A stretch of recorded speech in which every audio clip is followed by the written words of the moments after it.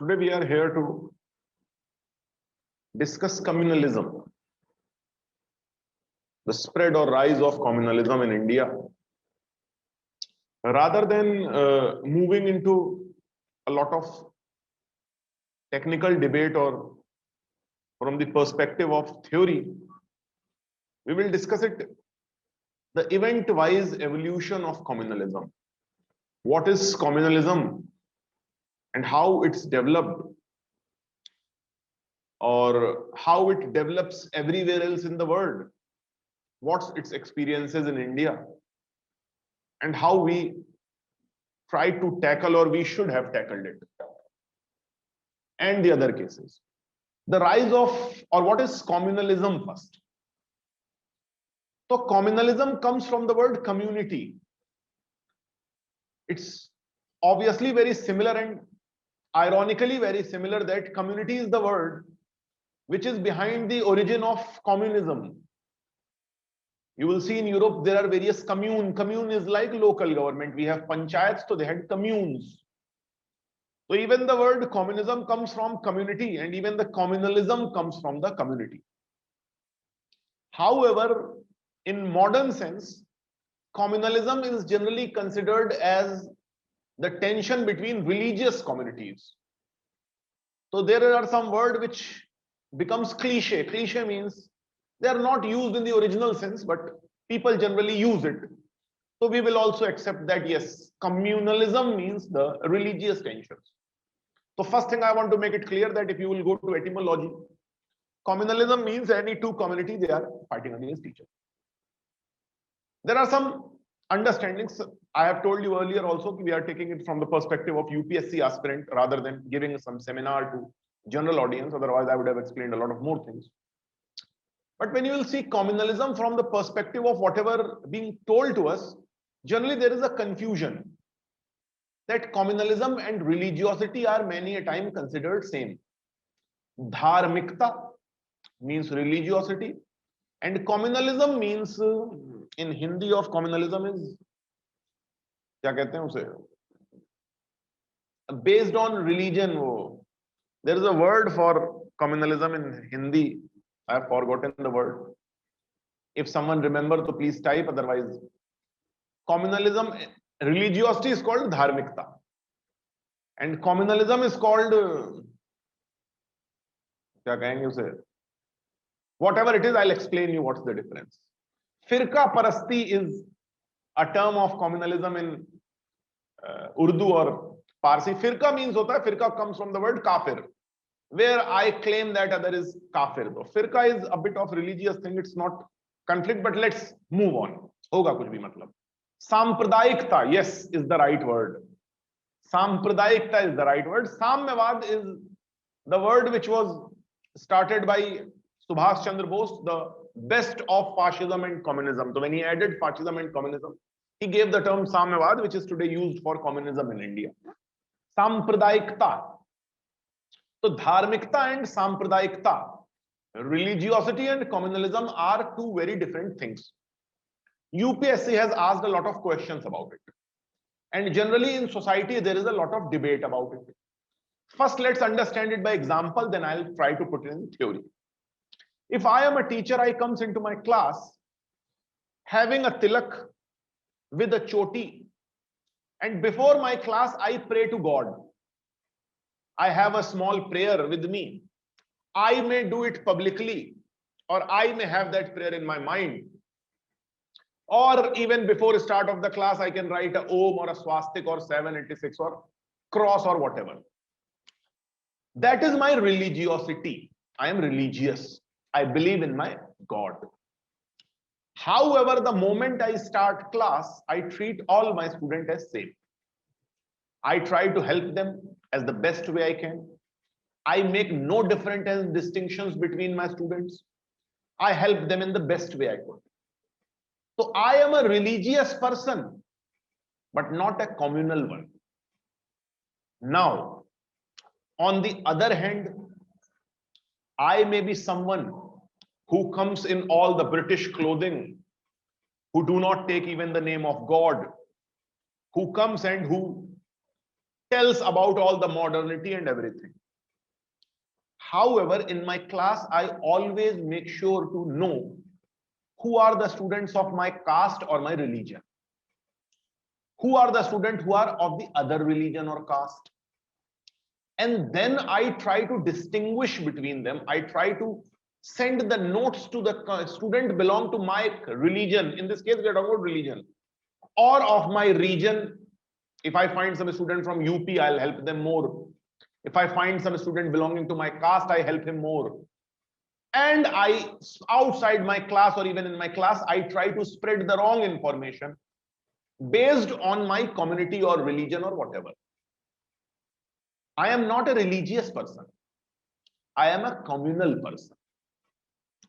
And now we will understand what that is, but let's apply that in our own Indian history.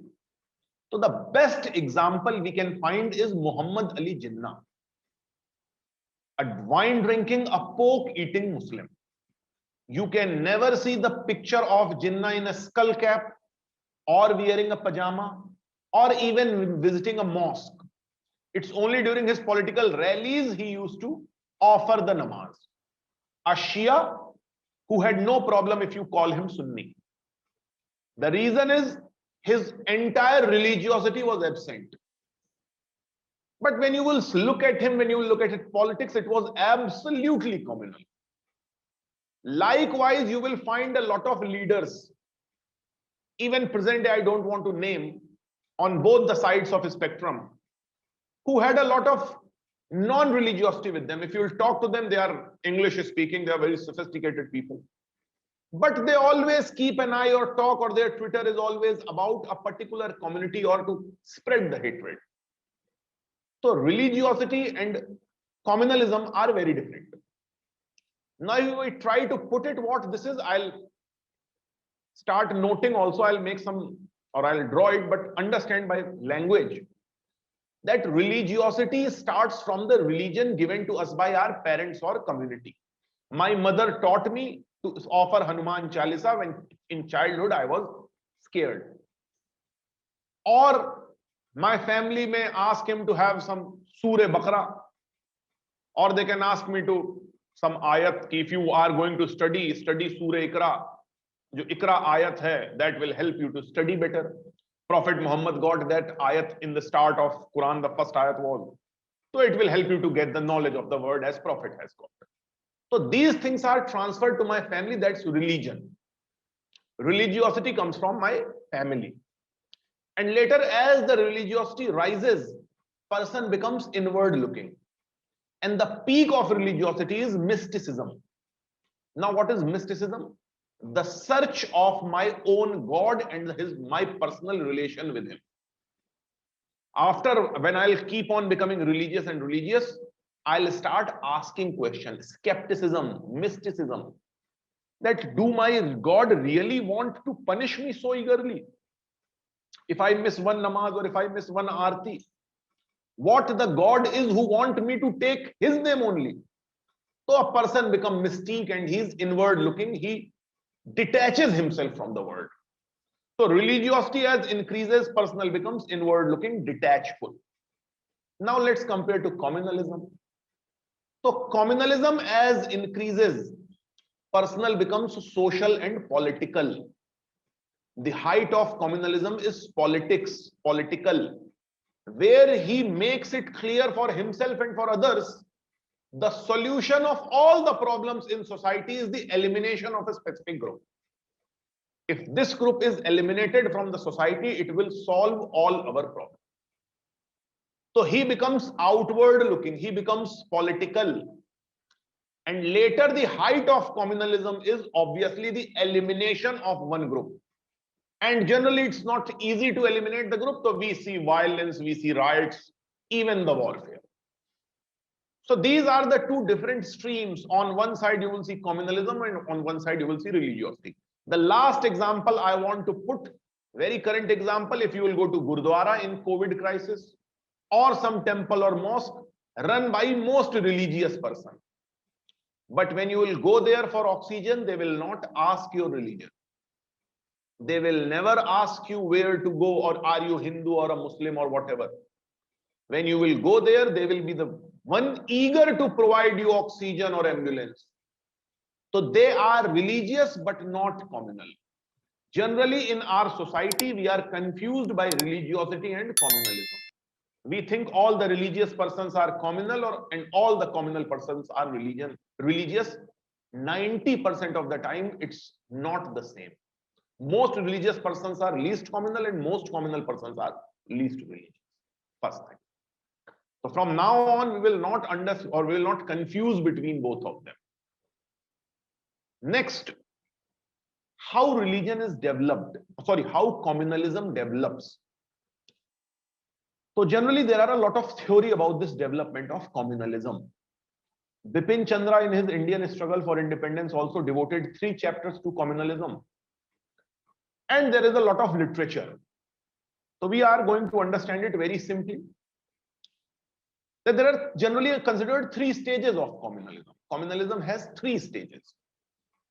Stage number 1,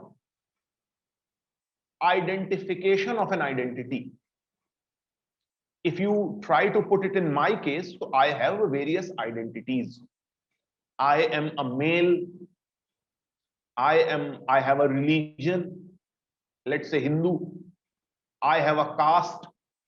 Let's say Jat or scheduled caste or whatever. I am North Indian. I am Hindi speaking. I am Indian. I am a man from Uttar Pradesh. I belong to South India. I am a Homo sapien. I have hundreds of identity. Today we are fighting against coronavirus, so we have the identity of Homo sapiens. However, in communalism, you are asked to pick one identity. Just say nationalism asks us to pick an identity, Indian above all. Likewise, communalism asks us to pick one identity among all of these. In our case, the communalism in Indian context, which is religious one, it asks us to pick one identity that is based on religion. I will be told that pick Hindu above all else. Forget Jat, forget Dharm. जैसे Iqbal writes कि न तूरानी बुताने रंग बू को तोड़कर मिल्लत में गुम हो जा, न तूरानी रहे बाकी, न ईरानी, न अफगानी. Means जो ये रंग और बू और नेशनैलिटी और रिलीजन, ऑल दिस फिरका, तो ब्रेक देम और मिल्लत में गुम हो जा. Become Muslim and Muslim alone. Neither you are Turani nor Irani nor Afghani. So it is asked us to break all other identities and assimilate yourself in religion. कहना आसान है, it's easier to say. Now how it is done? Here comes the riots in communalism.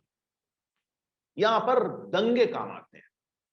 If I am a scheduled caste and I was fighting, my political opponent is a Brahmin, and all the politics of the region is based on caste. One says I am Brahmin, one says I am scheduled caste. Now, how to convert them into Hindu? Send a man with a skull cap, ek Mussalman, ek mullah with long beard, identified as Muslim. Send him. He'll slap both of us. He'll slap a scheduled caste, he'll slap a Brahmin, or burn their house or do whatever, and he will come back. The entire region will convert its identity from caste based to Hindu. That's why communalism has riots as its essential part in early and at last. Communalism starts with such suspicion and violences and ends with suspicion and violences. Like first, you will ask your friend to have liquor. He will say, no, no, no, no. You will push. Can I take one peg? After 1 month, he will bring the bottle and he will force you. Take one. So likewise, communalism first starts from riots and at the end of it also are riots. So first step, identification of an identity. We all are told to pick one identity. Second, as we are asked to pick the identity, the next step is to explain that all the concern of this community are similar. A Hindu earning 1 crore and a Muslim earning, or sorry, Hindu earning 1 crore and a Hindu earning 100 rupees are one people, one community like this finger, vertically, one. A Muslim earning 1 crore and a Muslim earning 100 rupees are one. These are two communities, one as same, another as same. So therefore, it asks that all the person of belonging to same identity or religion have same concern, should vote for same party, they will sink together, they will swim together. So identification that people are based on one group, one religion, they are one community. Now they are asked to vote for one. It says that if there will be jobs, reservation to Muslim means reservation from rich to poor. Caste based, or abhi we are talking about religion. When Pakistan will be made, it will not be made only for rich Muslim, it will also give safe refuge to poor Muslims. If a party will safeguard the concerns of Hindus, it will safeguard the concern of rich Hindu and poor Hindu. So first become one. At the last stage of communalism, that is where it completes its business. Both the communities are told that our mutual interests are antagonistic to each other. For the prosperity of one is stopped by another. They are antagonistic or mutually exclusive to each other. Out of these two, only one will prosper. And therefore, it starts this conflict where for me to prosper, another community, it will be, my community can prosper only at the cost of another one, and they can prosper only at the cost of mine. So when this identification increases and increases and increases, at the last, it is told that it's no longer possible to live with each other. Either exterminate them, or push them away, or call for partition and make another country. Only to find that that was not a solution. There was no happily ever after. However, the illusion of communalism is over. People, they either die in riots, or they have to migrate for one more country, or whatever. So that's where this communalism is a strong part. It developed obviously in Europe, somewhere mainly in 17th century, identified as a force when religious war took place. That's the war between, that's Holy Roman Empire, 30 years war between Protestant North and Catholic South. After which the Treaty of Westphalia took place, the birth of nation states. We are not going there. We are going to start our history somewhere in mid-19th century. The causes of the rise of communalism. Now someone can ask, sir, was there communalism in modern or medieval India? Was there communalism in ancient India? So understand, in modern and ancient India, a great debate occurs. One says there was no communalism in pre-modern societies, and another view say there was no secularism in pre-modern societies. Now what does this mean? That pre-modern society had religion and politics inseparable from each other. Other view says it was only politics and religion. I am not going to discuss that. The reason is, rather than having the debates, I'll try to put the standard view or standard version of modern Indian history, because that's what the aspirants are listening, and that's what they have to put. That's how UPSC designed their question, and that's what expected from them. Something non-modern, non-standard view, I refrain from discussing in class. It could be discussed outside the class, it could be discussed personally. However, when UPSC asks your view, they are not interested in the view of your individual self. They are interested in standard view. Otherwise, no question will be wrong. By my view to means my view. You cannot say UPSC is asking my view to I am giving my view. Even your view means the standard view. So we have understood this theory. Let's start the genesis of communalism in India. And at the last, to remember all this data, I'll try to have a graph in front of you where we will put the event and where we will see how communalism is rising or coming down.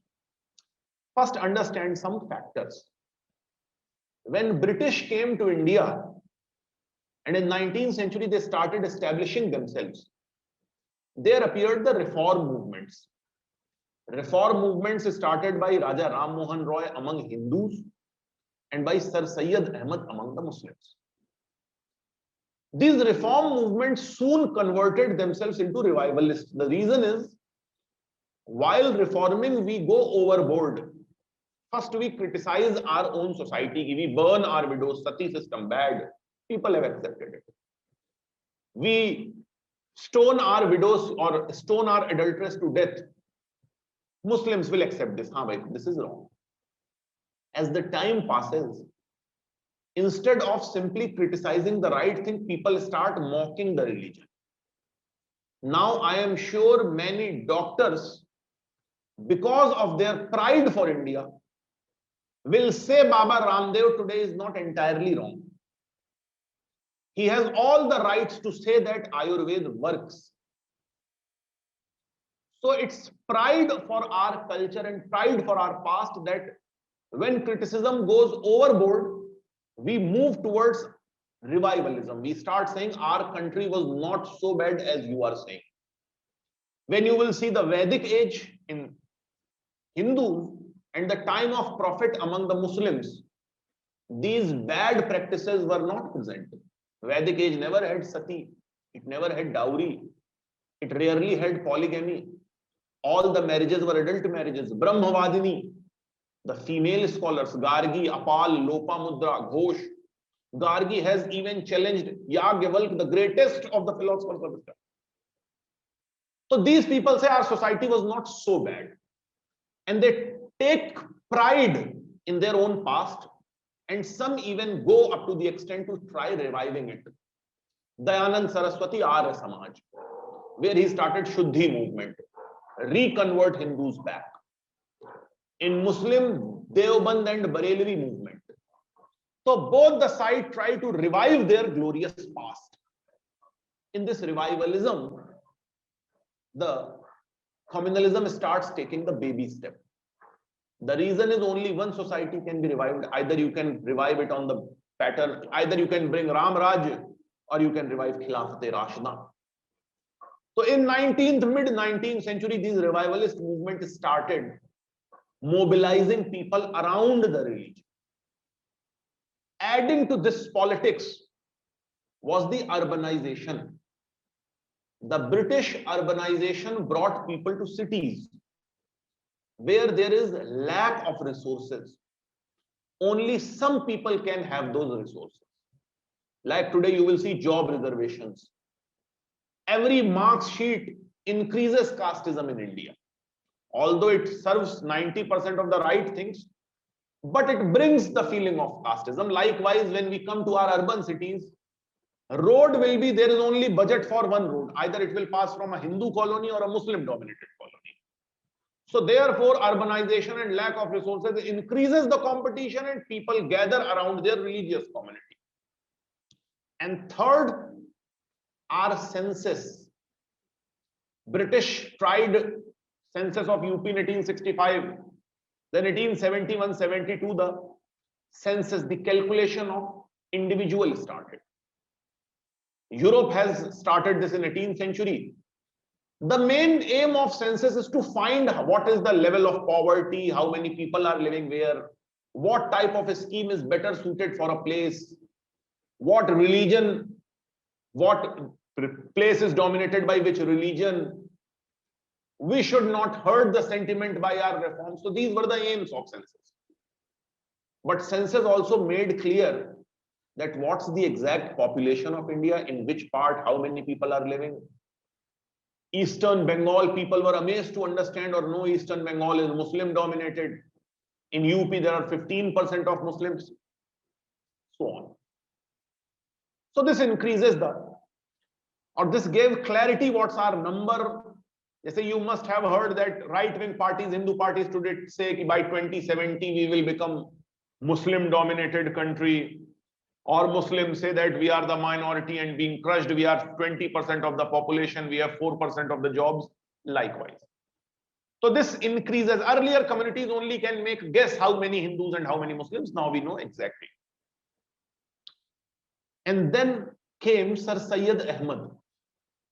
Earlier, majority of Muslims or the Muslim political leaders were Mullah Maulvi or Sufi, having a beard, skull, cap, not very literate, don't know the great ways of the modern times. Sir Syed Ahmad started his Aligarh movement 1875, Aligarh Mohammedan Anglo-Oriental School. 1877 it became Mohammedan Anglo-Oriental College. In 1920 it became AMU, Aligarh Muslim University. So when Congress was being formed, Sir Syed Ahmad said Hindus and Muslims, they hate everything of each other. All the heroes of Hindus are villains of Muslim, and all the heroes of Muslims are villains of Hindus. Muhammad Ghori or Mahmud Ghazni, idolized by Muslims, hated by Hindus. Rana Pratap, not liked by Muslims, loved by Hindus. So there are a lot of such politics which began. And Sir Syed Ahmad asked Muslims not to join Congress. In 1888, the fourth Congress, when Badruddin Tayyab ji, a Muslim, was made the president of Congress and asked Sir Syed Ahmad to allow Muslims into Congress, Sir Syed Ahmad has said no. The reason was, according to him, Hindus and Muslims are two nations, and it started two-nation theory. The reason for Sir Syed Ahmad to becoming such staunch supporter of this two different societies lies in a controversy of 1860s called Hindi-Urdu controversy. Now I'm connecting my screen where we will have a graph of communalism, which will help us to understand how this communalism grows and what's the origin of this communalism. So let's, rather than making it more complex, let's make a graph of communalism in India. Graph of communalism. Now it's not some very standard graph, but I use it in class to help my students remember this, where this communalism is going and how to put events into it. So rather than other subjects where we have only theory, in history, rather than reading this subject from theory, we read it by events and try to make the theory. That although I'm not a subject supremacist, but generally history is considered as the origin of other humanities subject. The reason is it's the only subject where still the data is important, the events are important. And it's not the bare theory where you don't have any idea how this theory came, but there is a theory told by someone and we are simply reading it. Here we can question the theories, here we can have the analysis. And so let's start our communalism. We will start at the bottom of page because it will grow very fast. So generally we will see our 1860s, there are some event like census only. Today we have caste-based census, where each people has the knowledge of his population. Everyone knew what should be the strategy, how to do it. With census, it's also the urbanization which plays its role. And apart from it, there was 1867 a controversy in United Province or present-day Uttar Pradesh, UP. The controversy was Persian was replaced by Urdu, which we speak. Urdu is what we speak. However, written in Nashtalik script. All of you must have seen this Nashtalik script. And there was a call that this Nashtalik script is not known to many people. If all the students will talk to their grandparents, they'll know that older people before independence, this Nastaliq script was alive and a lot of people knew about it. However, still many do not read or write in it. According to them, this is what the script should be, Devanagari. On its basis, there started a political movement. If any one of you have heard the name of Mahamana Madan Mohan Malviya, his politics started from this 1880s in Hindi-Urdu controversy. He was one of the great proponents of Nagari or Hindi. So this controversy has a role to play. It's about 1860s, or exact year could be 1867. This is where Sir Syed Ahmad was also involved, and he became a great proponent of two-nation theory. Then this communalism was rising. 1870s, Deobandi revivalist, Barelvi revivalist.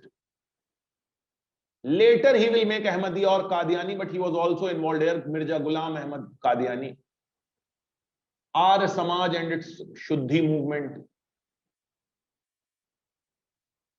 Then the Ramakrishna Paramhans and Vivekananda's masculine nationalism, make yourself powerful. So all this revivalism, in short we can say revivalism, started boosting this communalism, the antagonistic feelings. 1885, Congress was made with the hope that we can have a joint front against the British Empire, so it hoped to lower down the communalism. However, next year, 1886, Sir Syed Ahmad openly asked that all the Muslims should refrain from joining the Congress. And he has created a group called Mohammedan Educational Conference. Mohammedan although an educational body, but it asked that Muslims should be loyal to government, British government, and should not involve in politics. Like we have done a mistake in 1857, that we made ourselves antagonistic to British government and lost all the Hindus have hijacked the jobs. Although they are also the one who have started the mutiny. It's written in Sir Syed Ahmad's letters. The Hindus started the mutiny, but changed the side, soon became loyalist, and Muslims kept on rejecting the British government, and today we see we have no jobs to follow. So Mohammedan Educational Conference increased this communalism, given a great boost. Then this rising communalism got a greater boost. 1893, there were great cow riots in India. Cow riots on the issue of cow slaughter. It was the same year when, for promotion of Nagari or Hindi, Nagari Pracharini Sabha came into being. Even today it exists. That book should be translated in Devanagari Lipi, A, I, Ka, Kha, Ga, Gha, like this. And this was pushed, a push was given by the rise of extremist leadership, like Tilak in Congress, Bal Pal Lal. Those who says when Sir Syed Ahmad saying Muslims should not join Congress, why the moderate leaders are pleading? Let them not join. We will see Tilak had a political disciple, B.S. Munje, and Munje will have a political disciple, Keshav Baliram Hedgewar, who will later create a group in 1925 called RSS. So when we will see the ancestry of RSS, so it was inspired by Munje, who was inspired by Tilak, and Tilak was inspired by a poet. His name was, who has started this Nibandhmala, Vishnu Shastri Chiplunkar, and who was a revivalist who used to write about Shivaji. So these extremist leaders have started talking about Ram Rajya, Bharat Mata, and Bharat Mata is oppressed for last 800 years. So now it's very clear what they are trying to say. And they started using the religion in political mobilization like Ganesh Chaturthi, Shivaji Jayanti. So this is what these extremist leaders, and on the par with extremist leaders, the Aligarh movement of Sir Syed Ahmad also claimed that we are not same.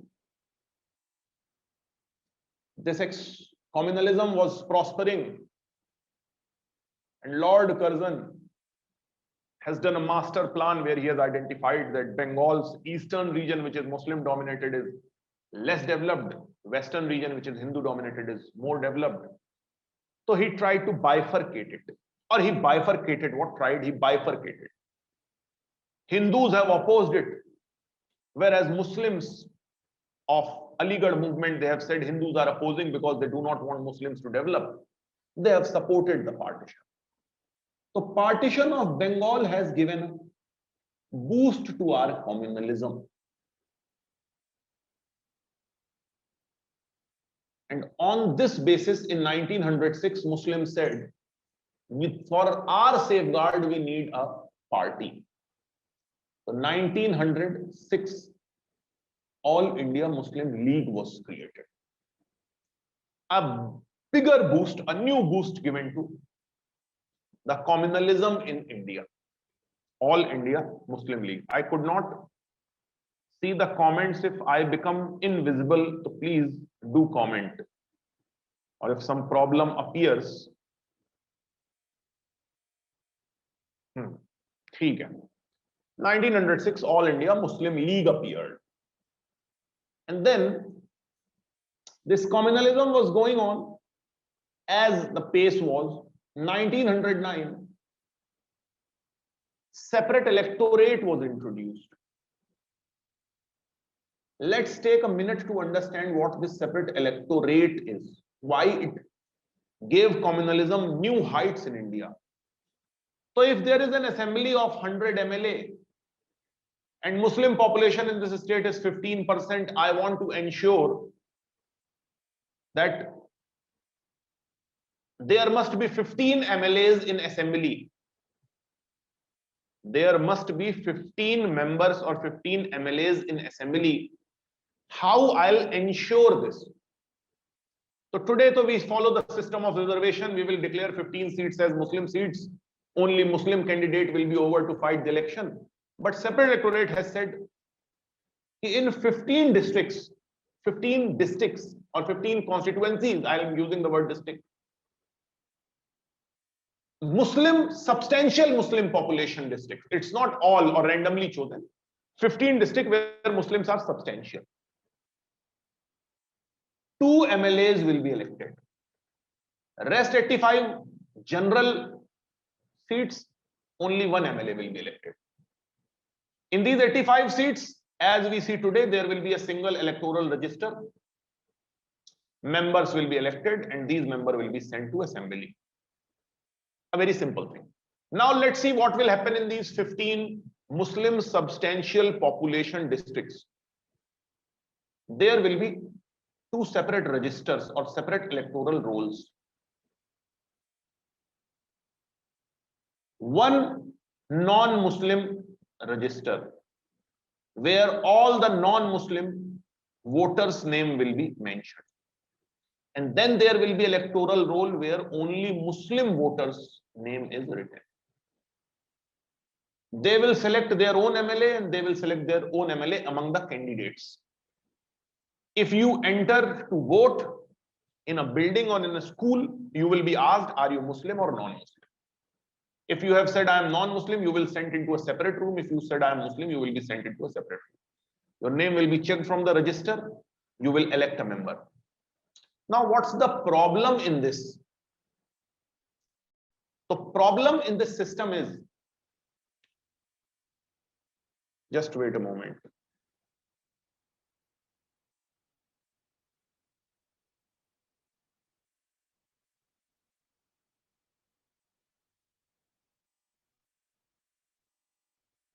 So when these candidates they have only Muslim candidates. They have only Muslim vote to seek. They will seek only Muslim vote, only Muslim voters. And therefore, most communal candidate will win. And among the non-Muslim candidates, they will seek the vote of only non-Muslims. Therefore, the most communal candidate will win. So this system ensures that most communal candidate among the Muslim MLAs win, and most communal candidates among the non-Muslim wins.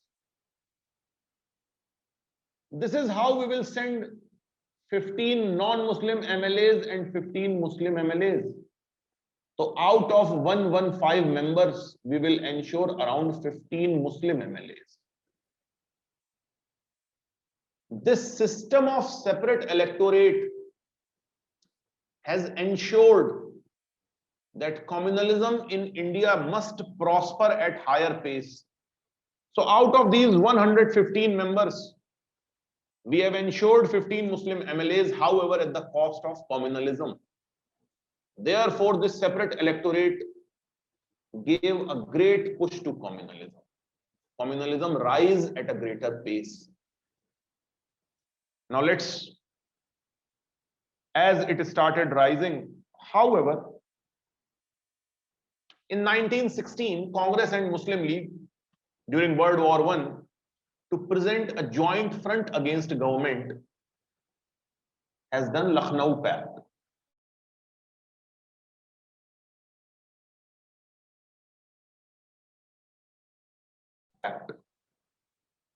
Which hope to reduce the communalism. Now we do not know about communalism at the lower level because no one has written it at house level, because in those days Twitter and Facebook updates were not so easily available. So we are discussing about communalism at the political level, and that communalism hope came down, that hopefully it will come down after Lucknow Pact, a joint front. Later, Indian Muslims have launched a movement called Khilafat movement, and Congress has launched a movement named Non-Cooperation Movement. And this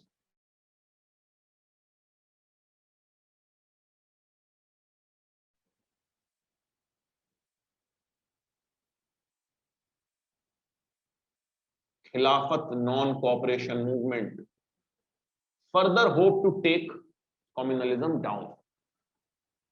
But in India, we will see communalism do not comes down so easily. So we will see that communalism do not comes down so easily. While this movement was going on, there began the demands of the Khilafat movement started getting right words. Now, if you have called 1,000 Muslims, they will start discussing about not only revival or saving Khilafat in Turkey, but also reviving Khilafat in India. जैसे Iqbal writes a poem, अगर उस्मानियों पर कोह गम टूटा तो क्या गम है कि खूने सद हजार अंजुम से होती है सहर पैदा. Means Ottoman Empire, if they are being harassed, don't you worry. From their blood a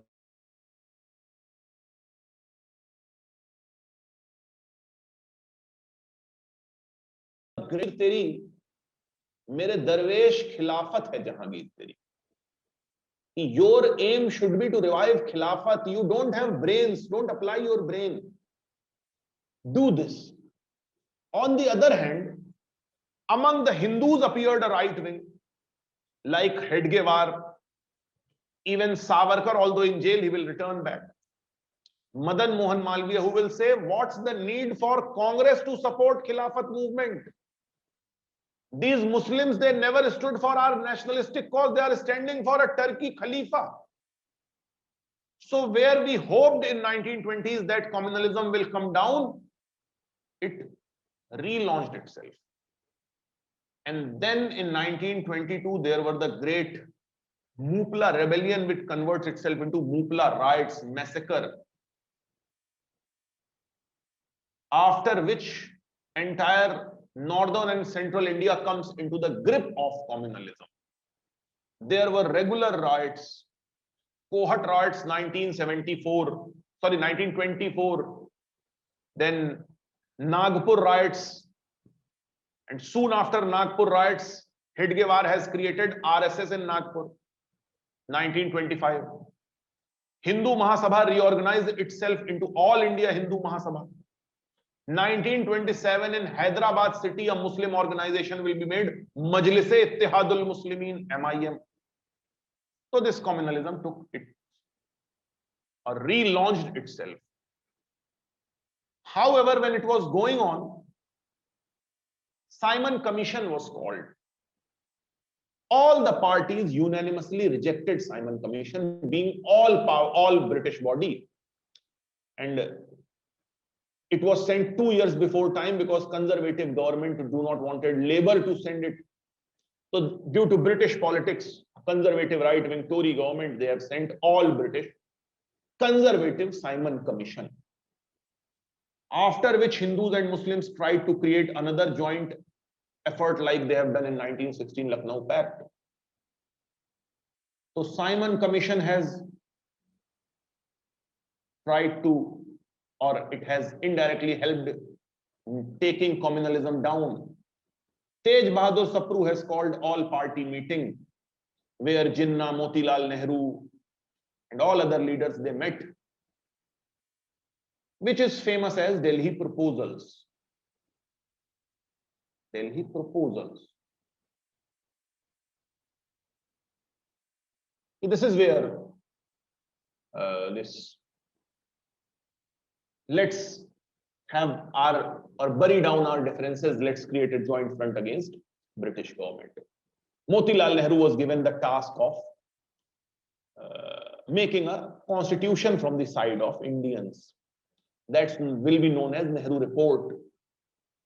However, in this Nehru Report, Motilal Nehru has rejected the separate electorate, something which Congress has accepted in 1916. Congress has accepted separate electorate, concept of separate electorate in 1916. However, in 1928, he rejected it. And the preconditions given by Jinnah were also not accommodated. So we are at Nehru Report. It relaunched our communalism, gave it to great heights. Nehru Report. And then in 1929, Jinnah gave his 14 points. Now, if I have to summarize those 14 points, so all the legislature should be reserved 33% for Muslims. No matter who wins or lose the election, there must be 1/3 Muslim ministers in center and state.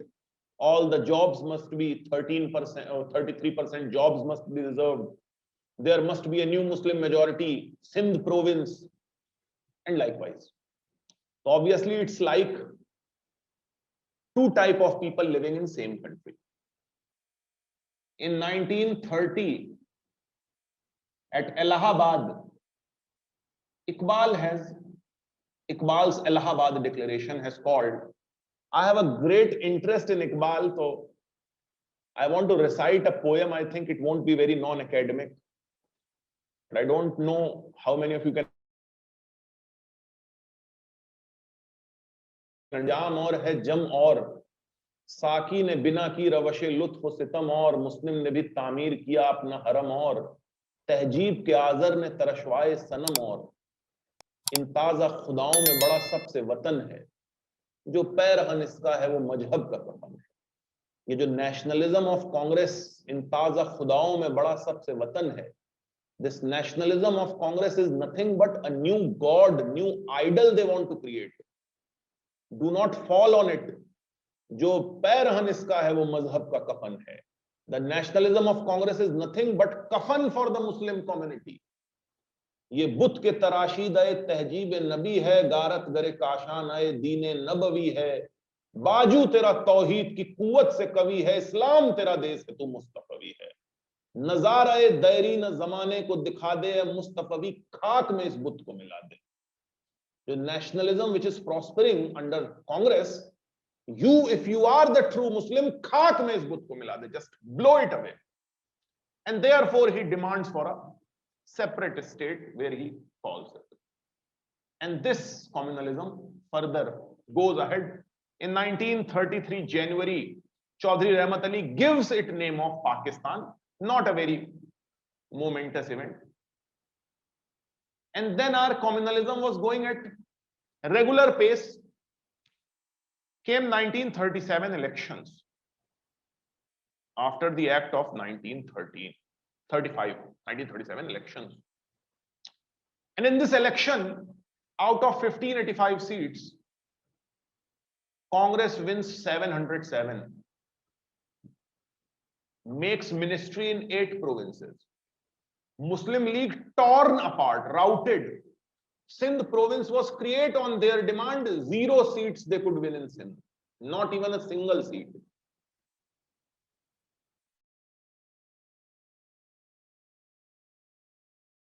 Ministry only in Bengal, that also under coalition with Krishak Praja Party of Fazlul Haq.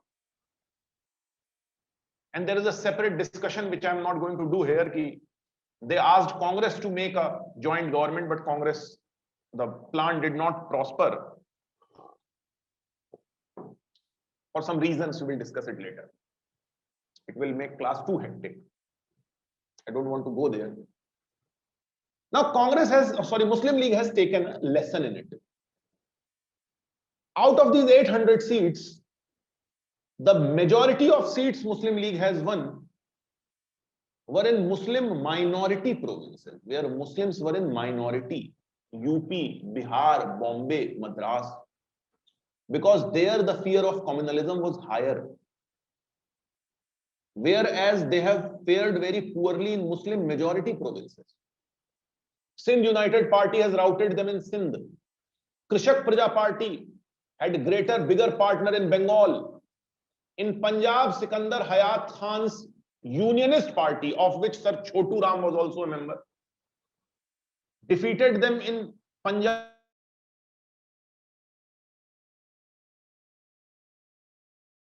Abdul Ghaffar Khan have defeated them in NWF. So present day Pakistan was entirely, Muslim League was routed here. After which Muslim League has understood they could not remain the party of constitutionalism, talking their 14 points of separate electorate and so on. And Muslim League converted itself into a much more communal party than it earlier was. And therefore 37 elections take the communalism up. Obviously countered by Hindu communalism, needless to say.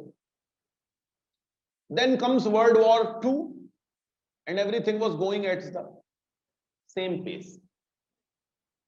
There was Shimla conference. Even C. Raj Gopalachari gave a plan. Acha, ek cheez aur, one more thing has increased the communalism here. 1940 Lahore Declaration, where it was told that contiguous Muslim majority provinces should be grouped in one and should have a different constitutional methods to rule them. Means 2 units inside a country. And they were demanding strong provinces, autonomous Muslim provinces. C. Raj Gopalachari has tried to up the ante and asked, why not at a district level? Why not partition India on the district level? Why not your constitutional duality should be applied district wise? So it's Desai Liaquat formula, which was also rejected. Shimla, then Lord Wavell gave a plan, 40% Hindus, 40% Muslims, 20% others. Shimla conference could not prosper. And by the time Clement Attlee has won the election in June, he said, my cabinet, my ministers will decide the issue. So the reins were taken from Governor General Wavell and transferred to Prime Minister. He sent in March 1946 his 3 members cabinet mission. Cabinet mission plan gave us the concept of A type of provinces, Hindu majority provinces, B type of provinces, Muslim majority provinces. West and C-type Hindu-Muslim majority provinces in East, plus Assam, means Bengal and Assam. So there will be 3 types of constitution, 3 groupings. These groupings were of 10 years. It's a part of our modern history, which we will obviously do. Jinnah wanted this groupings to be permanent. Congress do not want any grouping. They want only one type of constitution. I understand many of you could not understand these things because the reason is we have to read it. This is the tricky part of our modern history. However, Jinnah on his 10th June, 16th of the May 1946 cabinet mission gave the plan. 10th of June or 10th of July, I might be missing some date, 10th of June or 10th of July, I guess 10th of June, Nehru gave a speech where he says, cabinet mission do not bind us by anything. We may follow it, we may not follow it. The only promise we can have is we will go to Constituent Assembly. We will see there what to do. We can follow what cabinet mission is saying. We could not follow, we may not follow what cabinet mission is. Now, when you will see the Constituent Assembly, the number of Congress were 209. Muslim League had only 73 members out of 392. Around 96 princely states had to go. Now understand, Congress alone had the majority. Muslim League only 73 members. Now Muslim League claims that we will not go into Constituent Assembly because Nehru is saying that they may not accept what cabinet mission has said. Whereas Congress claims that Muslim League was fearful of democracy. They never respected democracy. They have only 73 members. That's why they are a spoiled child of British Raj. They every time they demand something is given to them. And that's why they are not accepting. In 1946, just before cabinet mission, there were elections in which Muslim League has won a lot of seats. 1946 election, Congress has won 925. Muslim League has won 423 seats. Now, when you compare, so all the other parties were pushed aside. Our communalism was, 1946 elections proved that communalism was at a greater pace. Earlier, you will see other parties, Unionist Party, all other party declined. Indian polarization was complete in these 9 years. 1937 to 1946, within 9 years, when you will compare the seats, the communalism was almost polarized, India almost finished. 90% of the Muslims voted for Muslim League and a good amount of non-Muslims voted for Congress. After which cabinet mission gave its plan, Nehru has given the speech, said we may or may not accept cabinet mission. On 16th of August, Jinnah has declared direct action day. लड़के लेंगे पाकिस्तान, हाथ में लोटा मुंह में पान, लड़के लेंगे Pakistan. Now after this direct action day, the Calcutta riots began. Communalism took a great leap. On 3 March 1947, these are the tricky issues, you may or may not know them, but 1947, in Punjab, there was a coalition government of Unionist Party, Congress and Akali Dal, whereas Muslim League, although won more seats but could not form the ministry, the coalition has made the ministry. So Muslim League has launched a civil disobedience movement, which was going on from January 1946. On 3 March 47, after 15 months of internal disturbances, the governor has imposed governor's law, which is provincial emergency in Punjab. Now the Sikh of Punjab, their situation is much more tricky. When Punjab will be partitioned according to Pakistan movement, where Sikh will go? Hindus will come to India, Muslims will go to Pakistan. Either Sikh want some other country or at least Sikh do not want Pakistan to be made. So there was a politician of Akali Dal, Master Tara Singh. He says it's duty of all the Sikh to end Pakistan movement. If anyone is talking about Pakistan, just beat him up. Whereas Muslim League was clear, anyone who's opposing Pakistan movement, we will beat him. 3rd March in Punjab, Hindu plus Sikh versus Muslim riots erupted. And our communalism takes such a great root that within months it became clear that if this country is not partitioned, it will slip into civil war. So we were almost at the verge of civil war and time was running fast. Government has to decide something. So Lord Ismay gave his plan, which we know as Plan Balkan. Nothing was being. Someone had problem in something. On 3rd June, Governor General Mountbatten gave a plan, and it was told that let's make a country or make 2 countries. 14th, 15th of August. Partition took place. After this, in India, communalism plateaued, but for last 70 years, it's a different journey of communalism. It's not simply died down. There is no happily ever after. But this is in short our journey of communalism in India with theory and with all the examples. I hope students will try to have an understanding according to that. So I took this class for the perspective of modern history, where only theory do not work. You need to understand it with the help of events and can make your own theory.